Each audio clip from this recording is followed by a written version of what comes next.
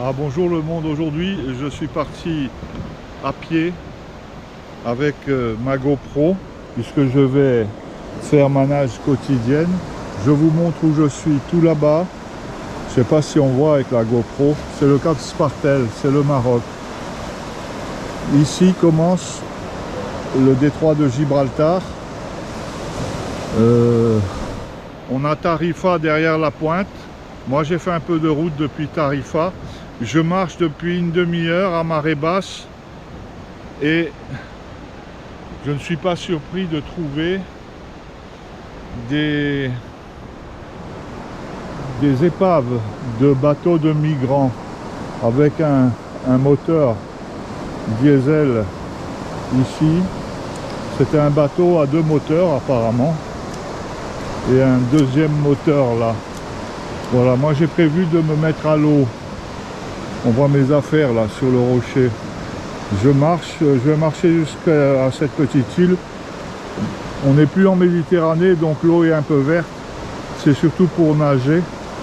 C'est surtout pour nager que je suis là aujourd'hui. Mais sait-on jamais.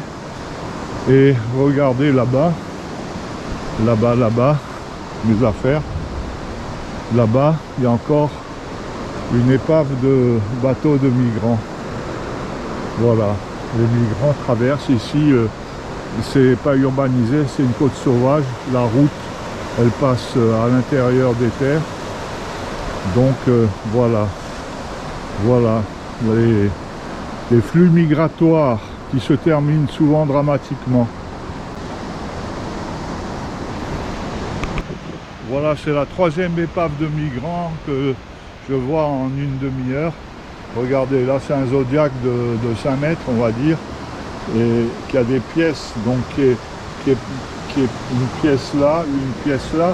Ce sont des bateaux qui sont fatigués avant la traversée, puis qui finissent ici, quoi, une fois que les migrants ont débarqué. Après, il faut quand même escalader la falaise. Là, j'ai pas vu d'accès.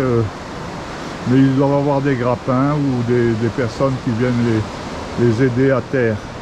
Voilà, les flux migratoires qui viennent de l'Afrique là-bas, le cap Spartel.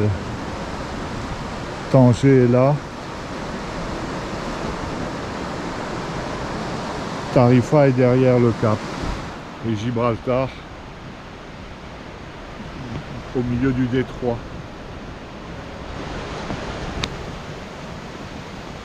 Alors, tout le rivage est creusé par des grottes où il est facile de trouver une cachette, un abri seulement à marée basse, puisque à marée haute, la mer rentre. Regardez, il y a même une arche, une cousine des arches de l'Exira.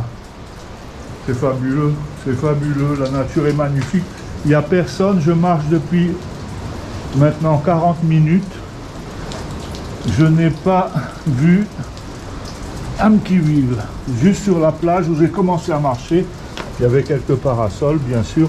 Là où les voitures peuvent accéder, il y a toujours des personnes qui viennent savourer le mois de septembre sur ces merveilleux rivages.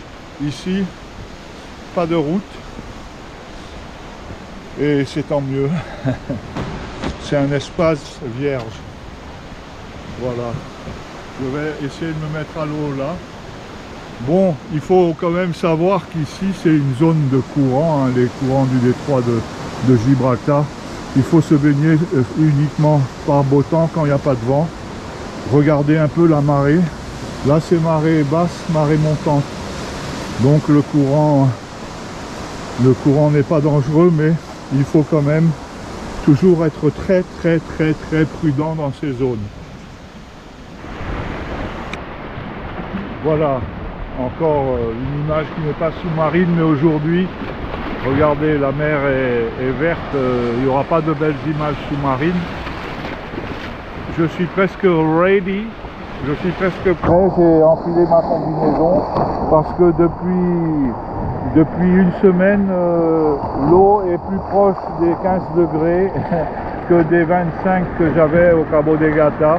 Voilà, il me reste à enfiler mes palmes marès, mon masque Crécy et ma ceinture de plomb.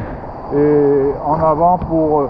j'ai marché pendant une quarantaine de minutes et là je vais revenir à la nage dans des eaux vertes, malheureusement. C'est plus la Méditerranée, mais ça a son charme parce que on est seul au monde. Seul au monde. Regardez, quand un migrant arrive ici, il doit escalader. Oh, il y a sûrement des petits passages aménagés, hein. C'est un... Voilà, c'est ainsi, les flux migratoires. Allez, bonne journée le monde. Je mettrai quelques images sous-marines et avec un peu de musique, Inch'Allah. Bonne journée le monde.